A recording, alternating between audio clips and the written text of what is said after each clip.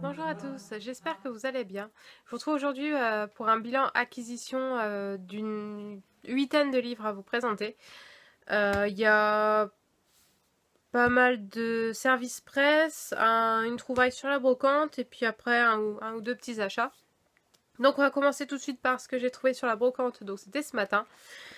C'est un livre qu'au départ je m'étais pas spécialement intéressée à l'histoire ni à quoi que ce soit en fait. Il me semble que c'est sorti en film aussi mais je ne l'ai pas vu. Mais comme on en a parlé en cours de culture générale et expression, du coup je l'ai trouvé, je vais le prendre parce que on sait jamais, je pourrais en avoir besoin. Donc il s'agit du livre Shutter Island de Denis Lehane chez Rivage Noir, je dirais. Je sais pas si c'est une collection ou... Non, ça a l'air d'être la maison d'édition.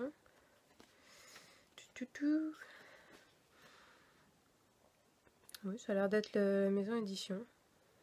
Payot, Rivage. Enfin bref. Donc oui, c'est un thriller psychologique, ce genre d'histoire. Donc étant donné qu'on en a parlé en cours, bah, j'en ai profité. Bon, par contre, ce truc là va vite virer de la couverture. J'espère que ça va se décoller facilement parce que ça fait très très moche, surtout sur un... Ah, ça va. Ça s'enlève presque correctement. Voilà. Pour la couverture d'un thriller, d'un roman noir, avec une couverture très sombre, une gommette jaune, franchement, ça fait pas. Donc, bon, on voit un peu le rond là avec la lumière, mais bon, c'est pas grave. Ça, je vais le coller derrière. Hop, voilà. Ensuite, j'ai reçu, donc, de la part des éditions Calman Levy, on m'a proposé de recevoir la nouvelle série de Roxane d'Ambre. Donc j'avais beaucoup aimé la première, si je dis pas de bêtises, c'était Animae. J'avais beaucoup aimé cette série et du coup, bah là, quand on m'a proposé la seconde trilogie, je suis... On y va, on va la lire. Donc j'ai reçu, hop, on va lire le papier, les tomes 1 et 2 de sa nouvelle série Scorpie. Donc non, il n'y a pas de... Si, il y a des titres. Donc le tome 1, Ceux qui marchent dans les ombres. Et le tome 2, Ceux qui vivent cachés. Donc j'aime beaucoup les couvertures. Alors ça va pas beaucoup se voir, je pense. Donc le titre est brillant, mais ah oui, voilà. Vous voyez, bon, avec la lumière, ça rend pas très bien, mais même la couverture elle-même est un peu... fait un peu des reflets. Donc c'est vraiment très joli. Donc la première est plutôt dans les tons rose-violet, et la deuxième est bleue. Donc bah, je vais les lire dès que possible. Ensuite, j'ai reçu une nouvelle parution de chez Lumen qui sort le 3 novembre, donc pas encore sorti. C'est le tome 2 de... je voudrais pas vous dire de bêtises, j'ai un peu de mal avec les titres en anglais. Alors celui-ci, c'était The Scorpion Rules. Donc là, c'est Prisoners of Peace de Erin Bow. Donc c'est le deuxième et dernier tome de la série. J'avais beaucoup aimé le premier tome et j'ai hâte de lire la suite et fin. J'espère pouvoir le lire assez rapidement. C'est pas gagné, mais je vais essayer de pas trop traîner. Ensuite, comme toujours avec France Loisirs, arrive un nouveau trimestre ou semestre, ou je sais plus comment ils découpent ça. Arrive en même temps l'achat obligatoire. Donc bah du coup je suis revenue avec une fin de série et un tome 2. Oui, maintenant je me concentre surtout sur des séries en cours chez France Loisirs. J'évite de partir dans tous les sens, surtout que j'ai un peu de mal maintenant à trouver des livres chez eux.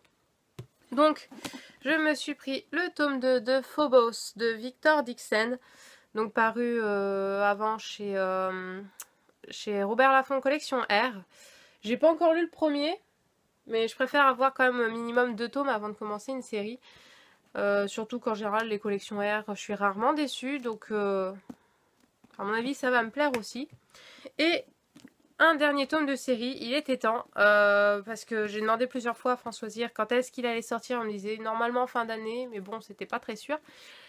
Et si, effectivement, il est sorti à la fin de l'année, donc c'est le tome 15 de l'épée de vérité, le cœur de la guerre de Terry Goodkind, normalement, enfin, précédemment sorti chez Brajlon.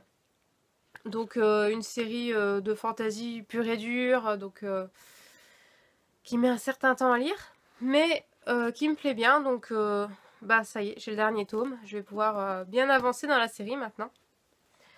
Et pour terminer, hop, encore un petit achat, mais pas Françoisière cette fois, parce que ça, ils l'ont pas... je suis même pas sûre qu'ils l'aient à un moment dans leur rayon. Donc c'est Contes des particuliers de Ransom Riggs chez Bayard. Donc un livre annexe, on va dire, de la série Miss Peregrine et les enfants particuliers.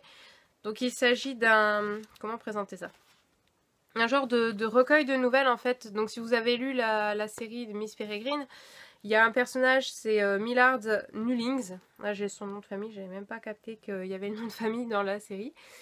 Donc il écrit pas mal de récits par rapport aux boucles temporelles et ce genre de choses. Et là en fait c'est une sorte de recueil d'histoires qu'il a écrite par lui apparemment, qui parle des particuliers, qui parle des boucles temporelles. Et donc c'est plein de petites nouvelles dans un livre très très joli. Hop, je vais essayer de vous montrer. Voilà. Donc avec des dorures. Et c'est une couverture cartonnée. Donc ouais non, ça c'est... on s'en fout. Hop. Donc c'est très joli à l'intérieur aussi. Je vais essayer de vous montrer. Donc on a ça par exemple. Et j'aime beaucoup la page de titre. Hop. Et dedans, il me semble, je n'ai pas encore eu le temps de bien le feuilleter, mais il me semble qu'il y a des illustrations. Je vais essayer de vous en trouver une. Hop, voilà. Par exemple. Donc je pense que ça va être lu assez vite. Je vais essayer de pas trop traîner. Mais bon, j'ai encore un peu de temps vu que j'ai lu que le tome 1 de la série de Miss Peregrine. C'est pas encore une lecture urgente. Et pour terminer, j'ai reçu un livre des éditions Ophelb, donc leur nouvelle série dans la collection Light Novel. Donc c'est The Irregular at Magic High School, le tome 1, enrôlement de Tsutomu Sato et illustré par Kana Ishida.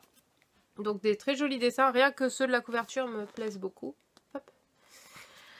Faut que j'arrête de laisser les papiers dedans moi.